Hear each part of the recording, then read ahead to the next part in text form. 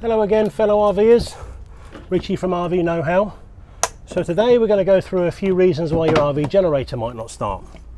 I saw a post online a couple of days ago. The person had primed, pressed the start button, and it was just cranking and cranking and cranking, would not start. There's a few reasons this might happen. So we're going to go through a bit of a checklist to make sure we've got enough battery power, we're getting fuel coming through, a spark and oxygen. All the things we need to get this engine to run. So stay with me, we'll get right into it.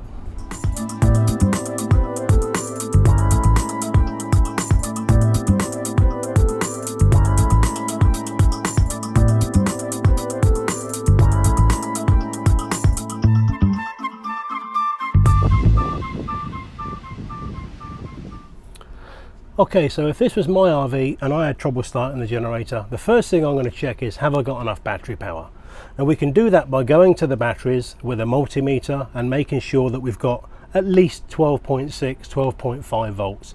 It may be higher if you're plugged into the shore power or if your motor is running and the alternator is charging the batteries, but just make sure that you've got enough power first. I'm going to assume that, like I was saying before, the person was pressing the button, it was just cranking and cranking and cranking. So I'm just going to assume that you've got enough battery power, that's already been checked, but the generator won't start. So the first thing I'm going to check is, have I got enough fuel? Am I getting fuel through to the carburetor? Now, the first thing to understand, just briefly with these RVs, is they share the same fuel system. So when you fill up with gas, this is a Onan 4000 running on an E450 chassis. So it's a gasoline engine. If you fill up with gas, the gas supplies the engine for the vehicle and the generator. So just so as we understand what's going on and the importance of this, let's say, for example, this is your fuel tank. I know it's a bit of a basic picture, but just bear with me. So this is the top.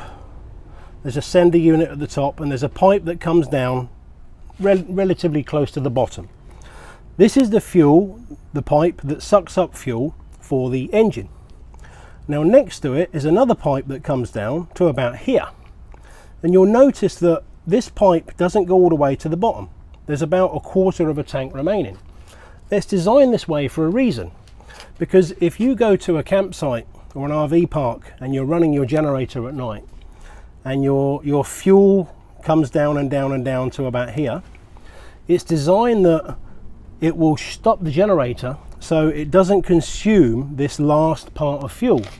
You've got enough fuel in the morning to go out to the gas station and fill up again. You're not going to run out in the campsite. So the first thing to check is, do you have enough fuel in the vehicle in the first place? So as long as you've got about a quarter of a tank on the dash, we can assume that it's probably low. So you want to top it up, at least half a tank. I know this is full, so I know we've got enough fuel here. But there's a simple trick we can check just to make sure that fuel is coming from the tank, underneath the RV, through the filter, through the pump, up this pipe to the carburetor, because that's where we need it to be. So we can take this pipe off just with a simple hose clamp.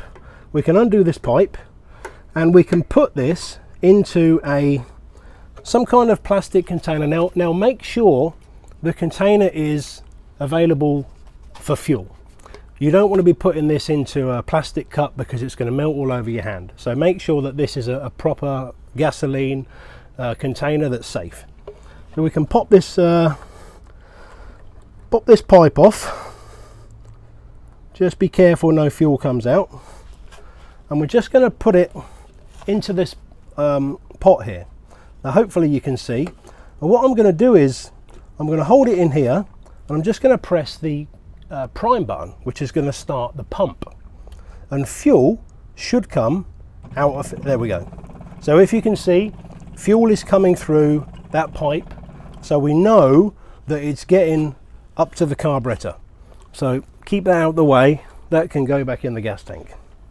So we'll pop that back on. That's question number one answered. We know that fuel is coming up the pipe and it's making it to the actual carburetor. Right, the next thing we can check is, are we getting a spark? Because if we're not getting a spark, then nothing's going to happen. So just underneath here, you can pop off the HT lead take your plug socket, pop that in there, and we're going to take the plug out. Okay, now be careful when you're undoing a plug. In fact, any item really, don't just yam it open. Just be a little bit of force and it will come loose. Okay, once it's loose, you can do the rest by hand. So now we've got the plug out, the first thing I like to do is just inspect it. Just make sure that nothing's broken, the little electrode is there, it's a good color. Another important thing to do is to check the gap. Now, I'm pretty sure a lot of people overlook this. And the gap, there's a gap set for a reason. Okay, so we want to try and make this spark plug as happy as we can. Now, on these gasoline models, the gap is 25 thousandths of an inch.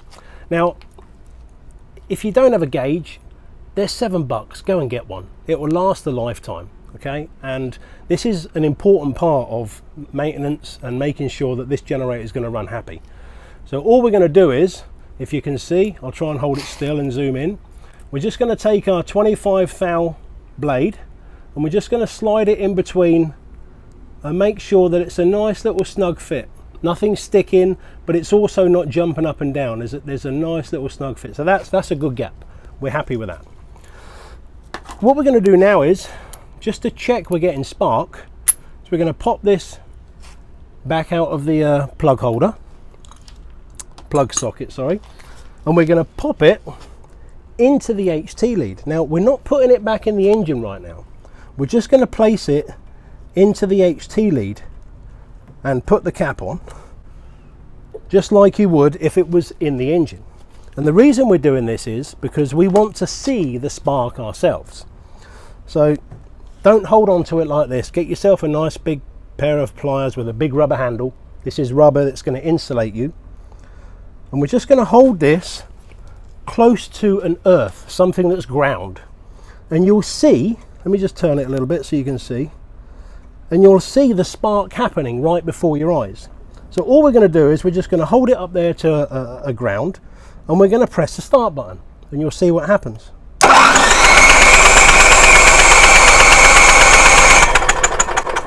So we can clearly see the spark activating as the timing's going around each 360 degrees.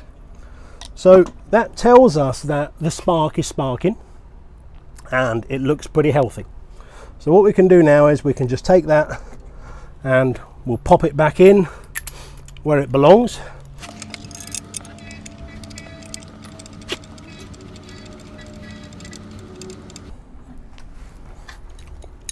Okay, so that's back in. We're just going to finish it off with the wrench. Now, because it's used, there is a torque setting for this. It's 13 foot-pounds if it's new.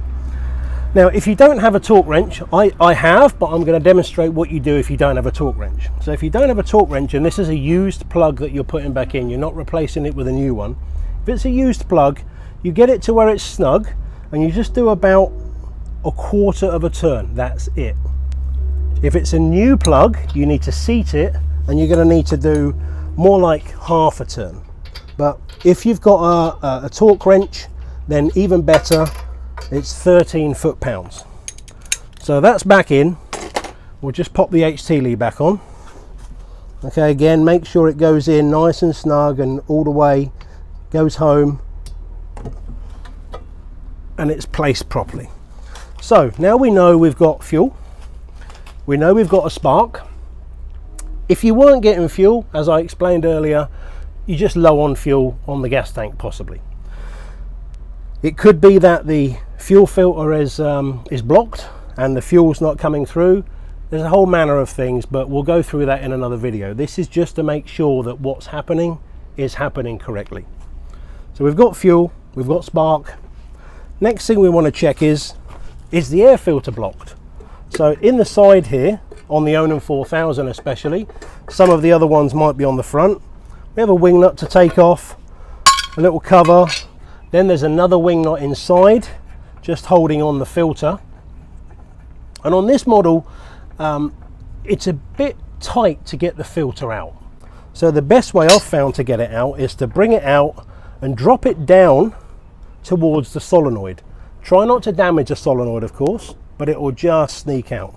Now, as you can see, this one's a little bit sooty, but it's not too bad. It probably could do with replacing soon, but there's nothing blocking it.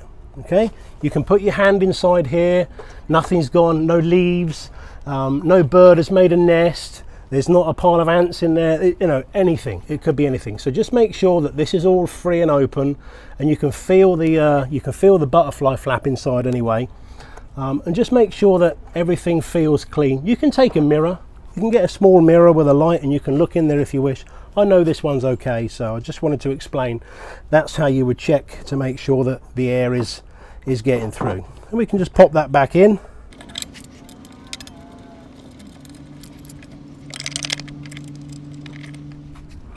Okay, well, I hope that was helpful.